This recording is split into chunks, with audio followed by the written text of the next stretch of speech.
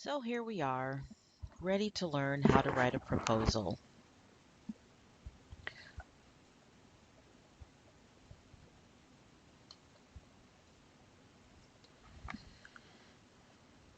So we've talked a little bit in class about what a proposal is, but here's a quick review. A proposal is a written plan for your research.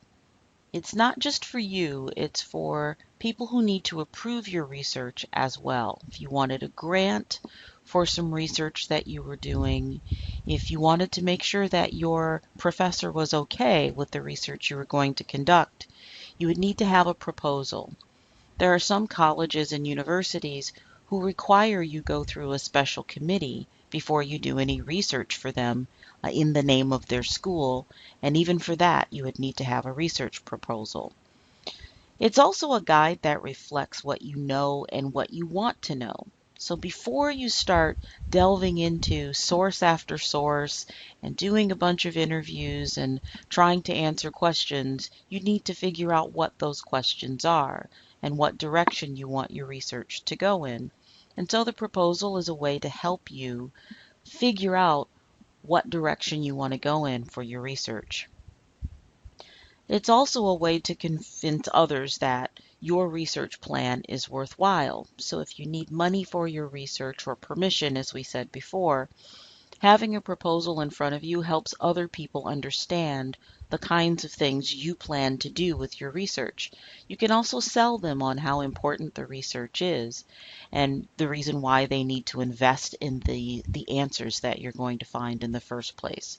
So a research proposal is actually a very important part of the research process.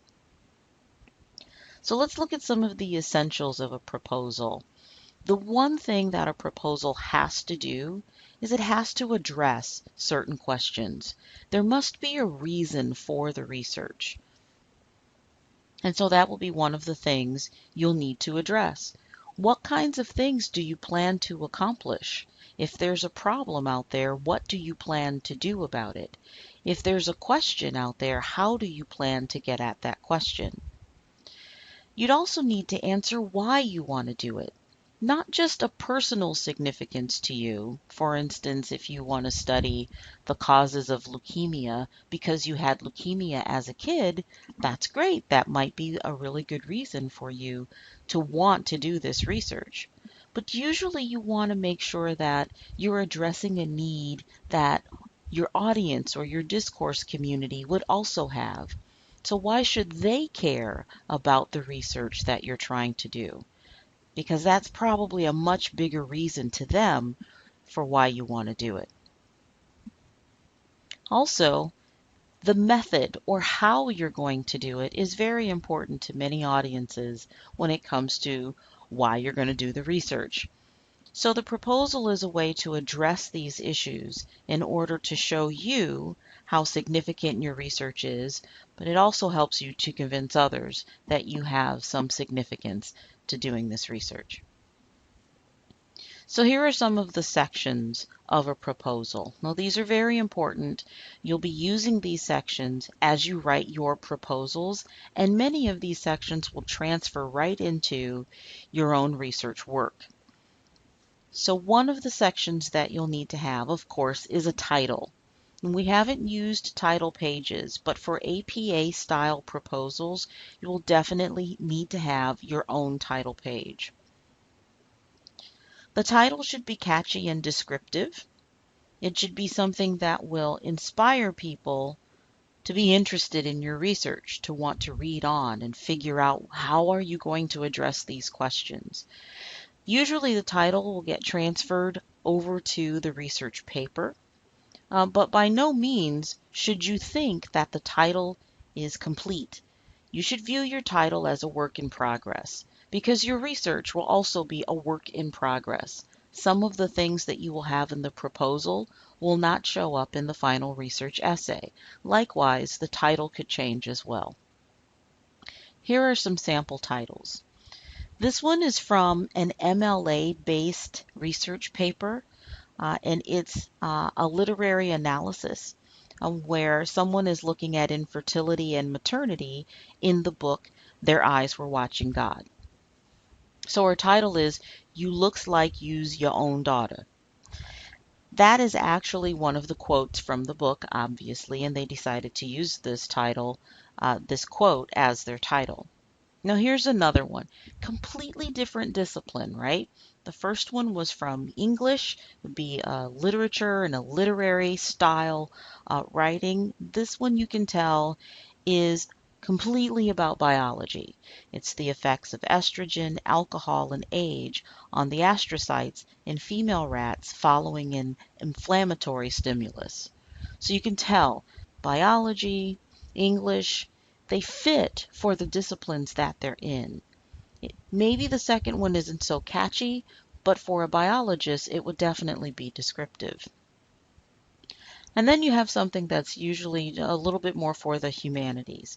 This one's called Bodacious Tatas and Other Horrors, The Business of Gender Stereotypes in the Video Game Industry. This is from one of my previous students. It was catchy and it was descriptive. And so try to come up with something that will both help your reader understand what your research is about, but is also interesting enough that will keep them engaged in the work that you're doing. Another section that needs to happen in the proposal is the introduction. Now, the introduction will be comprised of a lot of mini sections, so we'll try and break those down in just a minute, but listen to why you need to have an introduction in general. One of the reasons why you need to have an introduction, and a really good introduction, is because it's going to set the context for your proposed project. Now, what that means is, if you're going to start talking about leukemia, for instance, or the causes of leukemia, you might want to give a little bit of background information on leukemia first. You might want to have some definitions. You might want to give the history of leukemia. When did we first discover this type of cancer? That all would be the context for your proposed project. The other thing that the introduction will do, because you're going to give background and definitions and some significance, the reasons why this is such an important thing, is that you need to capture the reader's interest. And this is where you're going to hook your reader. Just like in a regular essay, the introduction serves as a hook to grab people's attention and get them engaged. The proposal will do the same thing in its introduction. You'll also explain the background of your study, starting from a broad picture and then narrowing it down to your research question. Again, you've seen this before in introductory paragraphs, where you start off with general information and you narrow it down to your thesis statement. The same kind of process will happen for the proposal, only you'll be starting with your background information, and then you should end with an important question, and it should be the focus of the research, that question.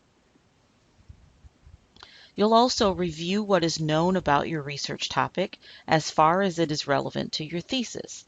This will be called the literature review section, and we'll talk about that in just a minute.